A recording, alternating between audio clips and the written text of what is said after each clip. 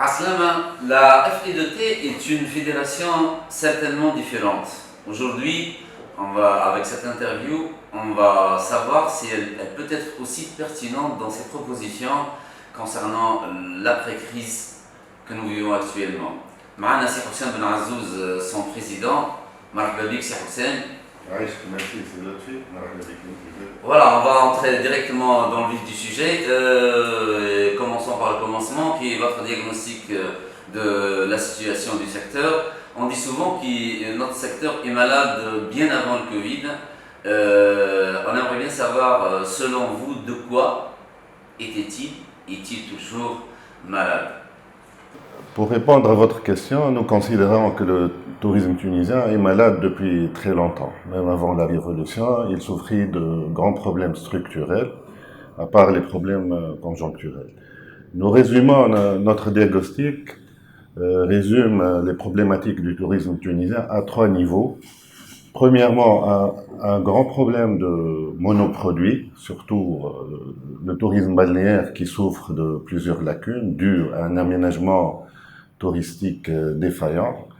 Deuxièmement, une commercialisation qui est maîtrisée et contrôlée par les tours opérateurs. Et le troisième niveau auquel notre fédération s'intéresse beaucoup, c'est le manque de diversification du tourisme tunisien. La faiblesse de la diversification du tourisme tunisien, c'est un problème structurel qui jusqu'à ce jour n'a pas été vraiment résolu. C'est la raison surtout d'être de notre fédération. Nous l'avons fondée, c'est surtout pour appuyer la démarche de diversification. Notre fédération a vu le jour en mars 2016, donc ça fait 5 ans. C'est une fédération qui travaille beaucoup à ce niveau-là, au niveau de la nécessité de diversifier le produit touristique tunisien. Justement, au niveau de la diversification, qu'est-ce qui a été fait ou n'a pas été fait et qu'est-ce qu'il faut faire? Ce qui a été fait, c'est un effort incomplet. Ça serait injuste de dire que l'État ou les autorités n'ont rien fait. Puisqu'il y a eu des investissements massifs, par exemple, dans la création de marinas pour le tourisme nautique, il y a eu des investissements considérables dans la construction de musées pour le tourisme culturel, des investissements même dans le tourisme écologique, tous les parcs naturels qui ont été faits, mais c'est un effort incomplet. C'est-à-dire qu'on a fait un peu du saupoudrage, on ne s'est pas donné les moyens nécessaires pour la promotion de ces produits. D'ailleurs, comme ça a été indiqué dans l'étude de la Banque mondiale en 2001, qui a estimé que le budget consacré à la promotion de la diversification se situe autour de 0,6%, ce qui est vraiment très très faible. C'est-à-dire, on ne prend pas en compte l'importance des marchés spécifiques pour tous les produits de la diversification. À ce jour, il n'y a pas de budget conséquent pour promouvoir tous les produits diversifiés en Tunisie. Donc le problème, selon vous, c'est essentiellement un problème de budget? C'est un problème de budget, certes, mais également c'est un problème de vision. On ne considère pas les produits touristiques diversifiés comme des produits à fort potentiel. Alors que ça c'est l'erreur principale, l'erreur stratégique du tourisme tunisien.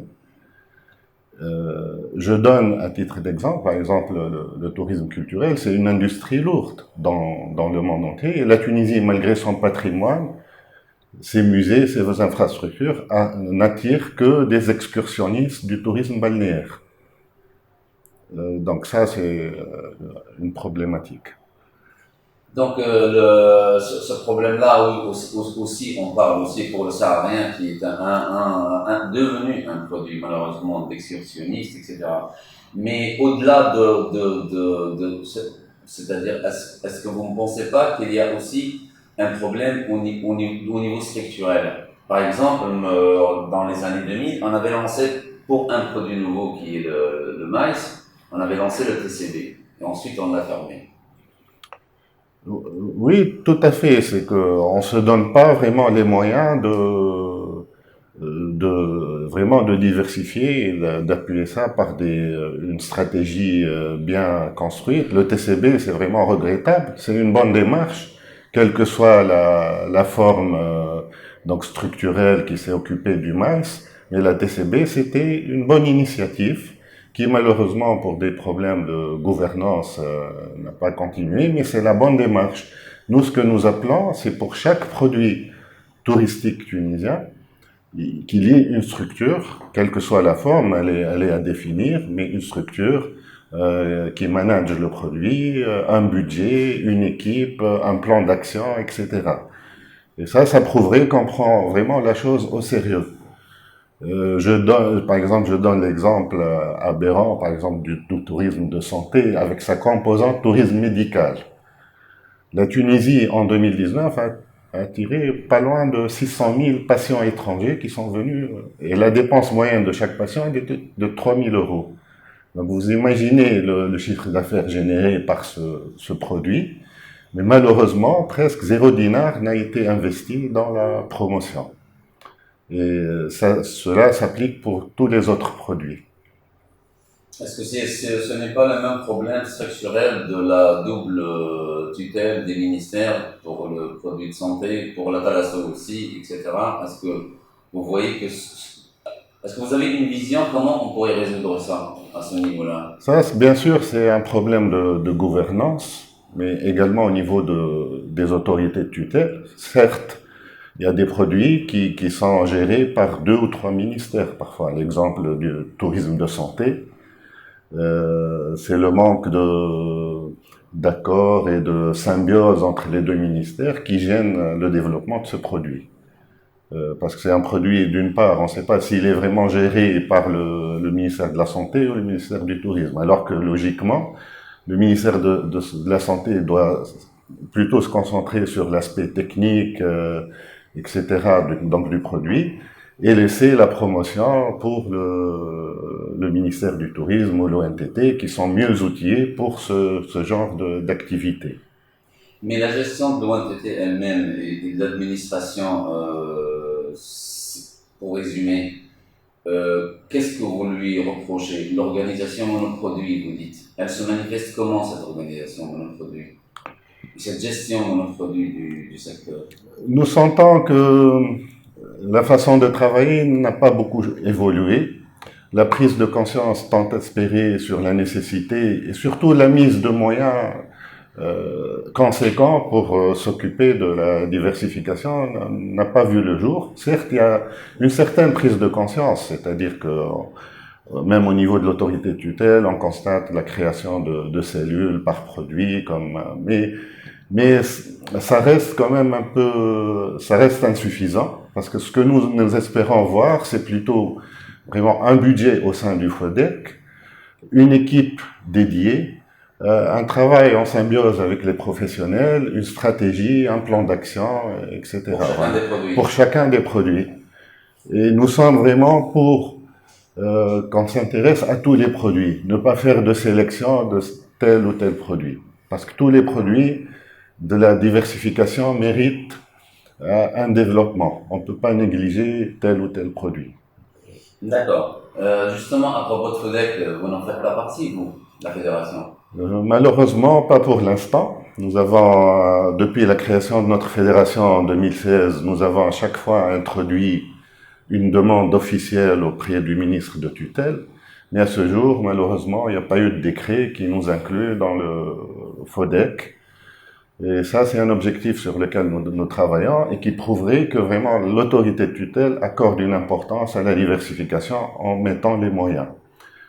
Nous disons que le balnéaire doit rester prioritaire, donc on doit être réaliste sur ce plan, mais comme un minimum de moyens doit être consacré à la diversification du produit touristique, par le biais du FODEC, etc. Je pense que l'autorité de tutelle, c'est pas de la mauvaise volonté, mais tous les ministres depuis la Révolution et surtout les problèmes de 2015 ont été accaparés par des problèmes conjoncturels, des problèmes urgents, des problématiques urgentes. Peut-être ils n'ont pas considéré que la diversification était une priorité. Voilà. Absolument. Revenons un peu à votre feuille de route de la FI2T. Vous restez donc, a priori, sur ce constat de manque de diversification. Oui, tout à fait, parce que La diversification n'a pas le soutien et l'appui nécessaire pour bien développer tous les produits existants sur le marché de l'offre tunisienne et qui correspondent tous à des segments de marché de la clientèle étrangère, mais également clientèle locale. Parce que même la clientèle locale s'intéresse de plus en plus à ces produits spécifiques. Donc c'est pour ça, pour chaque produit, il faudrait une démarche exhaustive.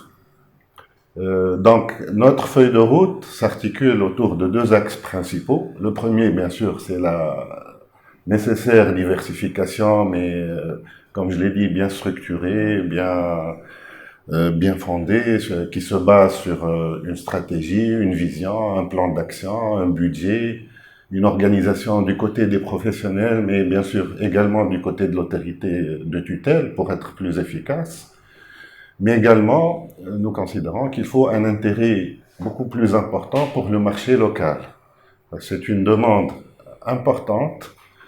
Il faut cesser de considérer le marché local comme une sorte de roue de secours, c'est-à-dire qu'on fait appel au marché local qu'en situation de crise, mais au contraire également développer une stratégie spécifique au marché local. C'est le seul également, ça sera un moyen de concilier le tunisien avec le tourisme. Nous savons que la perception même du touriste tunisien vis-à-vis de la profession, etc., qu'elle est un peu négative. Et le moyen de le concilier avec son tourisme, c'est de développer l'offre pour le tunisien également. C'est-à-dire comment? Le moyen adéquat, Parce pourquoi? que jusqu'à maintenant, le débat sur le marché local presque quasiment se limite sur le point des tarifs à pratiquer. Et on voit ce tourisme-là évoluer quand il y a des rabais et stagner quand il n'y en a pas. C'est-à-dire, on revient à la case départ, c'est-à-dire c'est une roue de secours, un palliatif quand ça va mal. Oh, certes, on constate que le marché local se développe avec le développement et l'évolution du niveau de vie. Certainement, on ne pouvait pas parler de marché local dans les années 70 ou 80. Mais le Tunisien aujourd'hui a un meilleur pouvoir d'achat.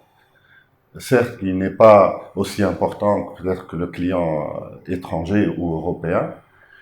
D'où pourquoi pas ne pas aider la demande tunisienne par des aides venant de l'État. On ne sait pas sous quelle forme, mais ça serait un moyen également de développer la demande touristique locale. Je dois comprendre un peu. Est-ce que vous êtes en train de dire que si on avait soutenu l'offre dans les années 60 et 70 à travers des avantages de l'investissement, donc aujourd'hui vous proposez qu'on fasse une politique de soutien à la demande, c'est ça? Oui, pourquoi pas, parce que cette politique de soutien à la demande étrangère existe sous la forme de publicité conjointe pour le tour opérateur et sous la forme d'aide au transport aérien. Donc si on veut développer notre marché local, toutes les destinations traditionnelles importantes dans le monde se basent d'abord sur la clientèle locale. Il faut un marché local qui est là, qui est toujours là, quelles que soient les crises, il peut répondre. Donc, si on constate qu'il y a une faiblesse au niveau du marché local, il faudrait imaginer des solutions pour son développement. Voilà. Je vais encore me faire, j'allais dire l'avocat du diable, mais là, ce qu'on entend, le son de cloche qu'on entend chez les autres fédérations et professionnels, c'est qu'on dit qu'on pratique en Tunisie, les professionnels pratiquent les mêmes prix pour les Tunisiens que pour les étrangers, et que cette question de prix ne se pose pas normalement pour eux. Qu'est-ce que vous en pensez? Non, je pense que la problématique du prix, elle se pose. Nous savons très bien, c'est une question d'offre et de demande. Et on sait bien que le pouvoir d'achat des tours opérateurs est plus important puisqu'ils achètent en volume et ils arrivent à avoir des tarifs beaucoup plus intéressants que les tarifs pour le marché local. Donc il faudrait vraiment imaginer une solution à ce niveau, quoi, pour développer le marché local, le diversifier et augmenter la demande. Et donc, ça passe par un soutien à la demande locale. Est-ce que c'est un soutien qui irait aux entreprises qui sont spécialisées dans le tourisme local ou bien directement aux consommateurs? Je pense que les deux seraient possibles. Donc, ça s'est fait également, donc un soutien aux opérateurs tunisiens, donc par des contrats donc avec l'autorité de tutelle, mais ça peut être également des mécanismes pour la demande directement.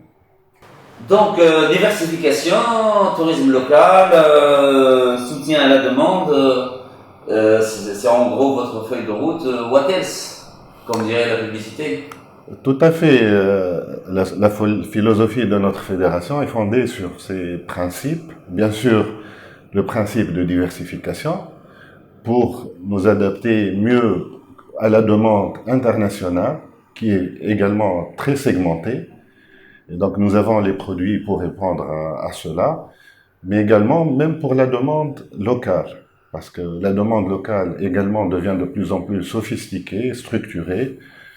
Par exemple, nous voyons que le tourisme au niveau des jeunes, il y a une recherche pour ces produits innovants qui sortent de l'ordinaire, comme une forte demande pour tout ce qui est tourisme d'aventure, les randonnées, tout ce qui est camping, tout ce qui est bivouac, un intérêt croissant également pour l'écotourisme et pourquoi pas pour le tourisme culturel, la découverte de notre patrimoine, etc. Notre fédération également appuie beaucoup à l'innovation touristique, parce que ça doit être un réflexe constant. Et je cite souvent l'exemple du groupement qui existe au sein de notre fédération, par exemple le groupement du tourisme aéronautique. Donc ça, c'est bien sûr le projet de faire du tourisme aérien sous la forme de cahier des charges, c'est une bonne nouvelle. Nous espérons que ce soit appliqué. Et pour ça, il y a un potentiel énorme. Donc le tourisme aérien peut devenir une réalité. Nous sommes entourés par des marchés extraordinaires. Le nombre d'aéroclubs dans le sud de l'Europe, il y en a des centaines et pourquoi pas ne pas les attirer pendant la saison hiver. Donc diversification, innovation, mais également développement des régions intérieures. Donc c'est pour ça que nous appelons un tourisme de développement et non pas un développement du tourisme. Ah, c'est quoi ça? C'est-à-dire que par la diversification, vous savez, l'avantage de la diversification, c'est que ça combat la saisonnalité. Donc le tourisme n'est plus concentré sur 3 ou 4 mois de l'année, mais au contraire sur toute l'année, par les divers produits, le tourisme d'aventure, l'écotourisme. Ça permet également une création d'emplois dans les régions, par exemple l'hébergement alternatif. Ça attire une clientèle de meilleure qualité et bien sûr ça disperse toute l'activité dans toute la Tunisie. Donc ce qui permettra de la création d'un tourisme solidaire, dispersé dans toute la Tunisie et toutes les régions de la Tunisie pourraient en tirer profit. C'est pour ça que nous préférons parler d'un tourisme de développement qu'un développement du tourisme. Ne pas chercher que la quantité, mais au contraire la qualité, la plus-value dans le tourisme. Voilà. D'accord. J'aimerais quand même bien vous relancer sur, parce que vous avez parlé de tourisme local, vous avez parlé de développement des régions, tourisme durable, solidaire, etc. Moi, j'ai un chiffre qui me chiffonne alors là, un peu. Quand je vois que le départ des Tunisiens à l'étranger, il a doublé entre 2010 et 2019. 1,35 millions en 2010, on est à 2,78 millions en 2019. Dans un contexte de baisse de pouvoir d'achat des Tunisiens, hein, et d'effondrement de l'épargne nationale aussi. Est-ce que vous avez un petit commentaire sur ce chiffre-là?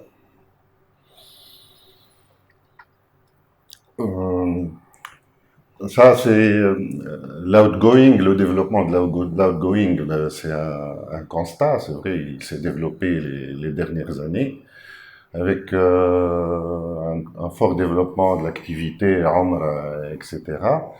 Bon, c'est un chiffre assez intrigant pour notre tourisme qui mérite des études et un approfondissement pour bien comprendre ce phénomène, parce que c'est en contradiction avec la situation économique et le pouvoir d'achat du Tunisien.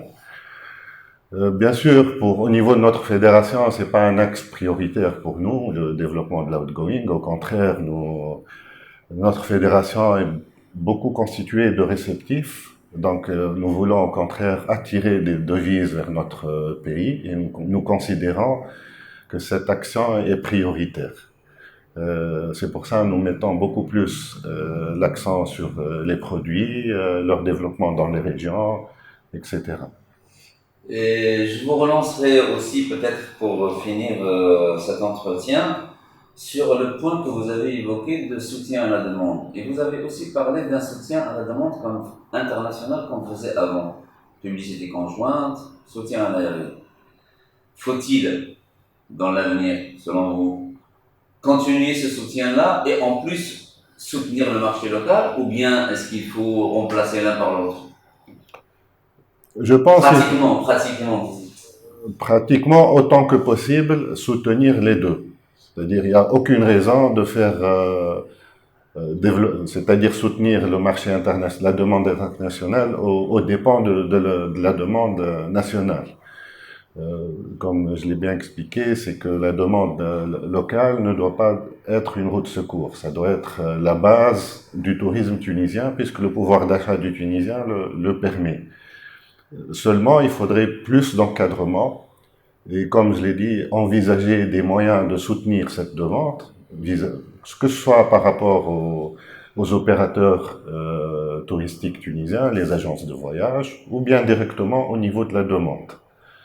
Mais également, il faut mener des campagnes de sensibilisation pour que le Tunisien s'intéresse vraiment aux potentialités touristiques de son pays.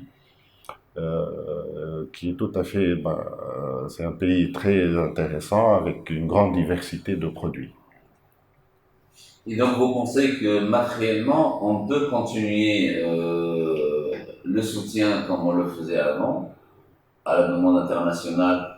Est-ce que ce soutien-là, il serait pour le produit balnéaire ou bien pour les produits que vous défendez, qui sont les produits de diversification? Nous comprenons que les moyens de l'État sont limités. Peut-être là, il faut une réflexion comment financer tous les efforts de promotion. Mais ce qu'on doit arrêter de faire, c'est de développer quelque chose aux dépens de l'autre. Développer le balnéaire aux dépens des produits de la diversification. Développer la demande internationale aux dépens de la demande nationale. Il faudrait construire donc une réflexion stratégique qui ne doit pas se faire un axe aux dépens de l'autre. Le budget, il faut essayer de le développer et le diviser en développement de la demande internationale, nationale, mais également dans la diversification du produit. Ultime question, avant de vous laisser à vos nombreuses occupations, c'est Hossein. C'est une question d'actualité. Il y a Djerba qui vient de se doter d'un DMO, donc un organisme de gestion de la destination, après le Dahar. Aussi, on parle de DMO au niveau de Tunis, au niveau de Mahdi, au niveau de Zarouane, etc. Qu'est-ce que vous pensez de cette expérience, de ce modèle de gouvernance? Vous en pensez quoi? L'expérience DMO, personnellement, et même au sein de notre fédération, nous trouvons que c'est une bonne expérience, c'est une bonne initiative. Ça rejoint la problématique de la gouvernance du secteur. Parce qu'un des points faibles également structurels du tourisme tunisien, comme je l'ai dit tout à l'heure, commercialisation, diversification des produits et gouvernance du secteur. Le principe des DMO, c'est une gestion locale, régionale du produit touristique, avec une forte implication des opérateurs privés, mais également tout ce qui est public également. Le tourisme tunisien, on le sait bien, c'est une gestion très centralisée au niveau officiel. Et toute initiative qui décentralise la décision et le développement du tourisme à l'échelle locale ou régionale, c'est une bonne initiative. Donc, seulement, bien sûr, il faut trouver des solutions pérennes pour le financement de ces DMO, de ces structures. Mais si ça peut amener à une implication plus importante des opérateurs locaux en symbiose avec l'autorité de tutelle, ça peut être une bonne chose. Ben, merci beaucoup. À la prochaine. Merci.